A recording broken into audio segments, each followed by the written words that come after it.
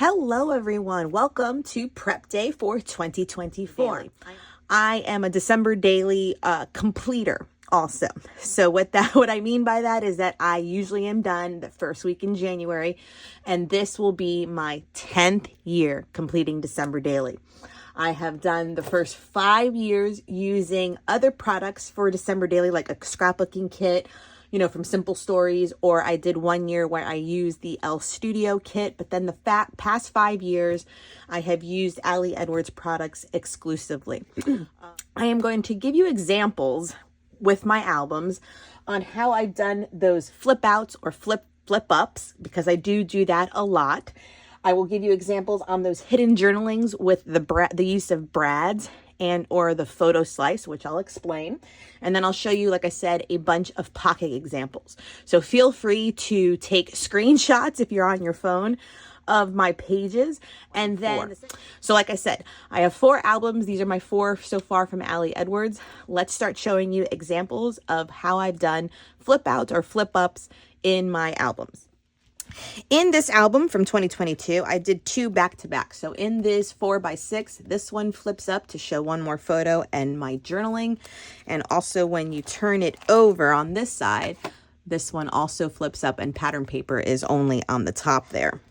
For this one, I have it in a 4x6 page protector that I have probably just double-sided tape, and I have a flip out to reveal all of my journaling there with the flip out. This way is actually really good with these page protectors. I will show you where I get mine. So they are from Simple Stories. They're called photo flips, and they come in either in this orientation or in the long 4x6 where you attach it at the top. But they're a really great option to have a flip. This one also happens to be a flip out as well, and I have a hidden tag with my journaling on this one. A page protector flip out. This one was most likely at the time cut out from a 12x12 where I just sliced off some of it and then scored it down the middle. So it flips out this way to show more photos, and then my journaling is in the inside. This is definitely a fun way to include as many photos. So this was our photo shoot for our Christmas cards that year, and I just had so many good ones to choose from. So I will definitely always keep this idea in mind when I'm doing December daily. A flip up using a holiday card. I have one here, so it just flips up to show more photos, and I actually used a bag here to have my journaling. So there's just a glassine bag behind that photo, and that one worked out quite well. Waterfall kind of page layout is great to have journaling and photos. So another great way, in case you have a lot of photos for one visit, is to create a waterfall.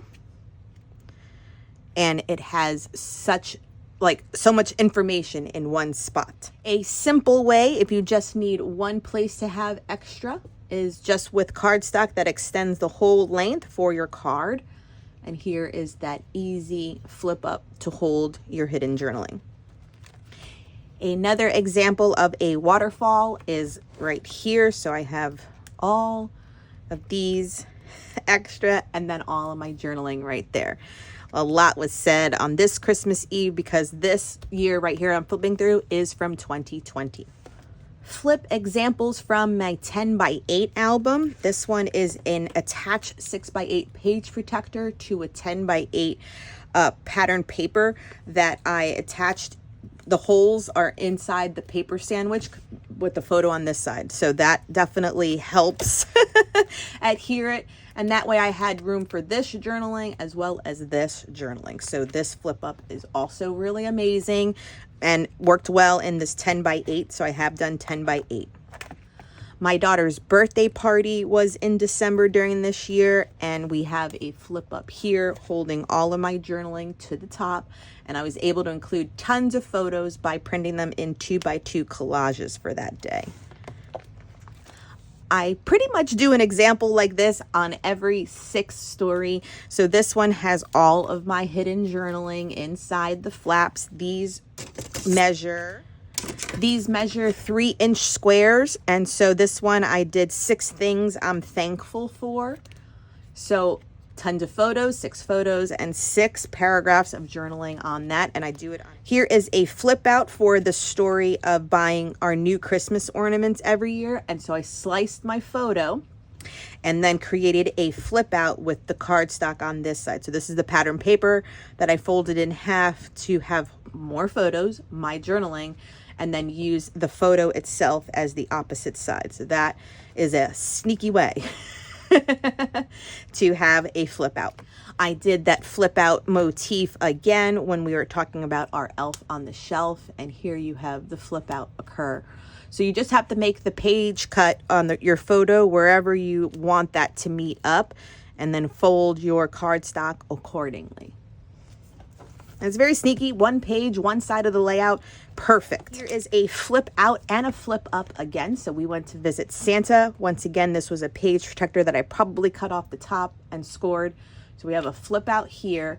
I did my journaling on vellum and had it as an overlay for this photo there. So you can still kind of see it there. And this closes too. Again, another great example to hold as many photos as you can. Have your journaling available. So remember to use vellum and have all of that there for our visit to Santa. And this covered it. So that was like the story right there.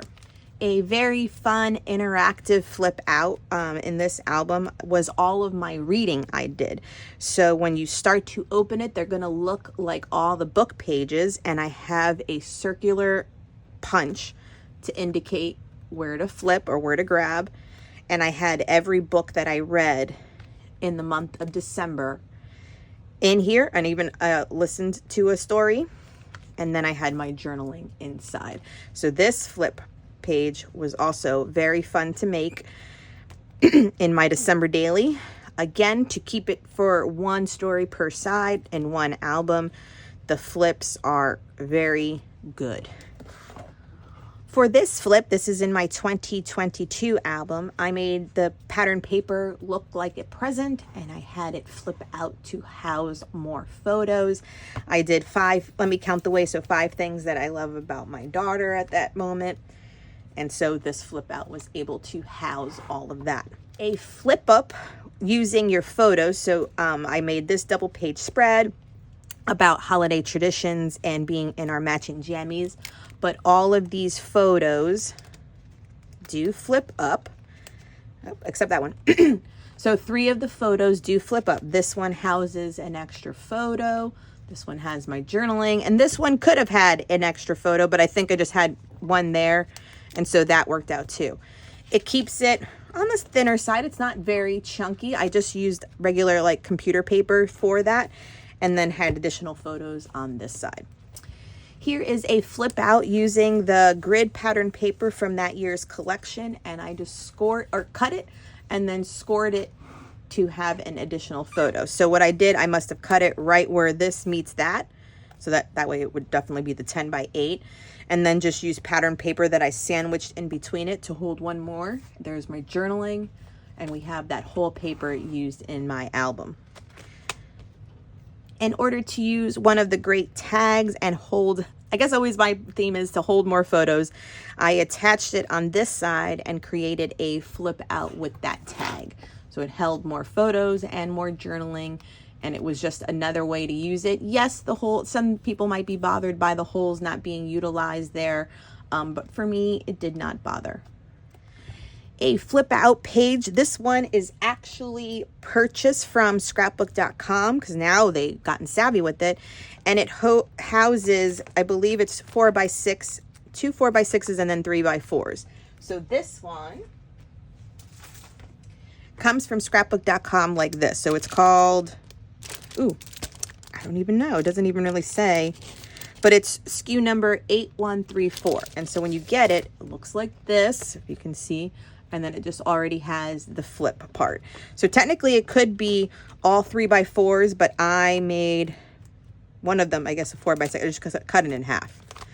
So this page flip are these page protectors from scrapbook.com. They are great.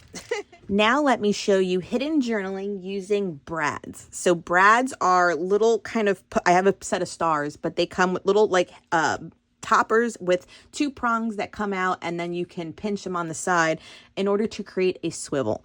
So I always do a story about the Starbucks cups too. You can see the brad right there, and then you rotate it on that little point of contact, and you can have your hidden journaling. Brads are definitely another go-to way to have them. These brads that are stars are from Michaels. Here is another example of using brads. I have my journaling behind a piece of acetate so you can swivel it around. I think also why I like using the brads is because, once again, I guess my name of the game is always to try to keep many stories to one side of the page and not do double page stories. So in a way to have, for the use of brads on this layout, I held a photo and journaling behind each of them. So there's the photo, and then the journaling is behind there too. And all 3 are interactive. So there's photo and the journaling, the photo and the journaling. So that, once again, is a great way to have and house extra journaling, extra photos. On this day, keeping it to one side, I have a brad in the corner holding more photos. And then I have these on brads holding the journaling and a little bit of a title. So we took her to the circus. It was in town in the month of December, and that's a great story to have in our albums. For this one, I have this decorative kind of star half wreath showing a Starbucks drink. And when you go on the back side, I have the brad here with my daughter and a picture next to the Starbucks things. And then this releases up to show my hidden journaling. And that's handwritten because for me, I am not too savvy on Photoshop, so I don't know how to create this shape and then do it in Photoshop. So having handwritten journaling in my album is welcomed. In my 10 by 8 album, I did a brad moment with the Starbucks story once again. And it circles up to have my journaling. I was using some of those probably leftover long labels there for all that journaling, so I had white space. But a brad example. For this example, I did sort of a day in the life, and we had these in the kit that year, these like library cards with the journaling. So the journaling is all on front, but on brads, I have like my AM shot, the afternoon shot, I took the picture and put the time, and the evening shot underneath.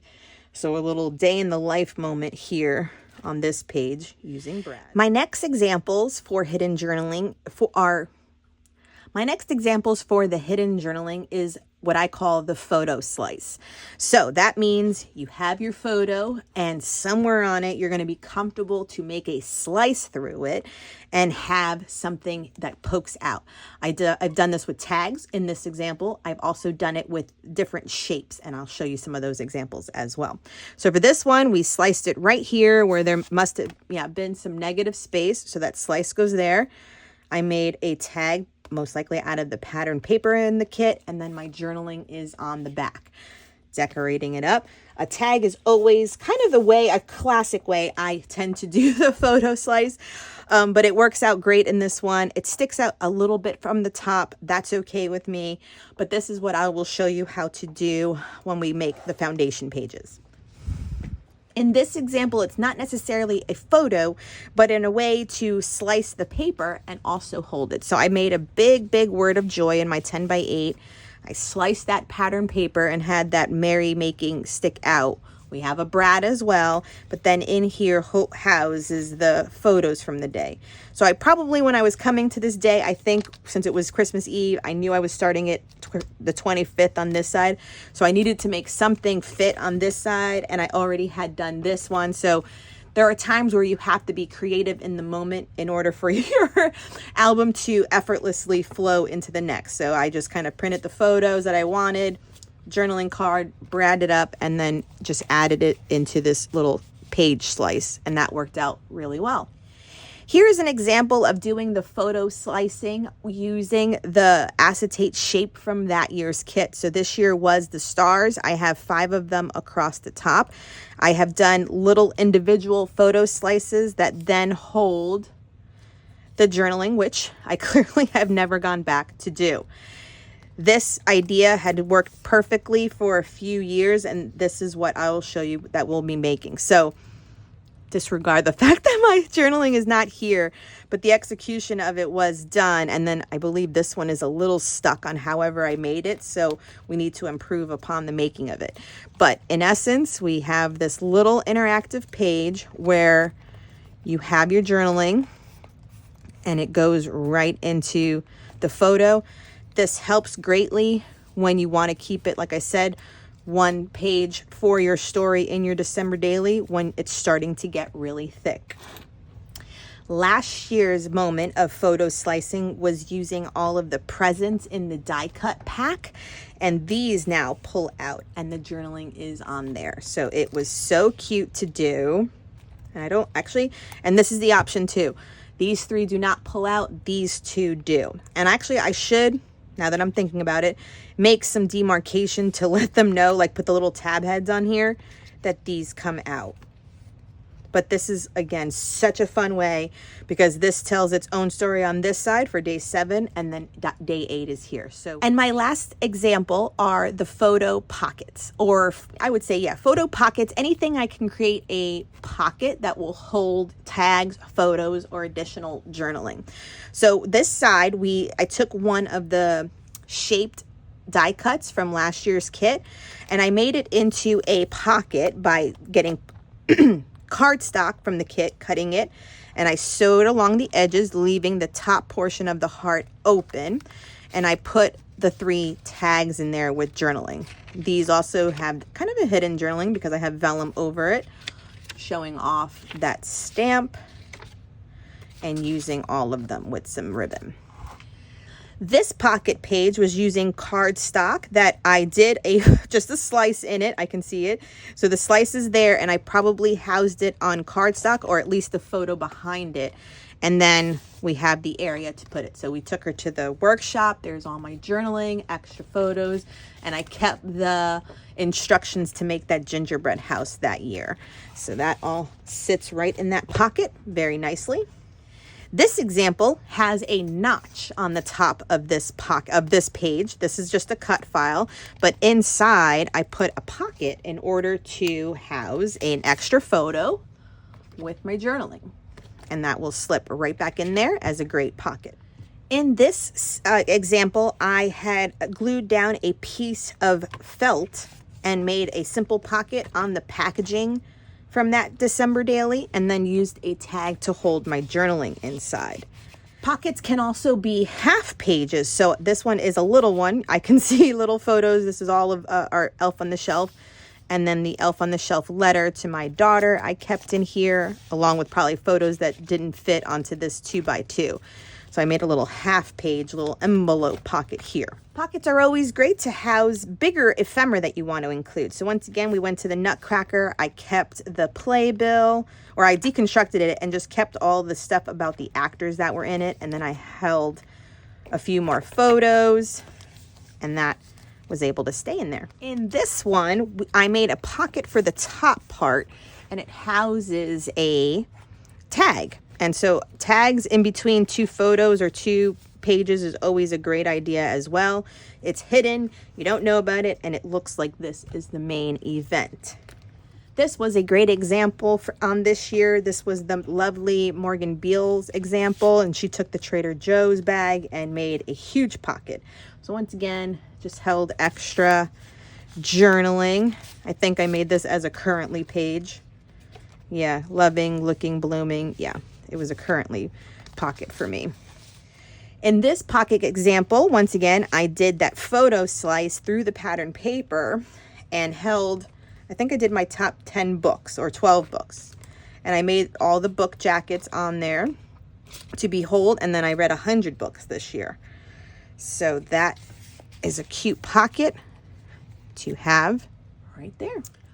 Here is a pocket using just kind of, I adhered the photo just along the whole side and on the bottom, and I used pattern paper. But in this pocket, we went to see Aladdin. Here are the tickets I kept in the pocket, an extra photo, and then once again I deconstructed the playbill just to keep the front pages that just have like the actors that were involved, because you know the second half of the book is always like advertisements and regards to the actors from their family, so it makes it too chunky. So just a little staple with a tiny attacher. There's the playbill, the tickets, extra photos, and I made it into a pocket right here to house it all. And it's so like compact.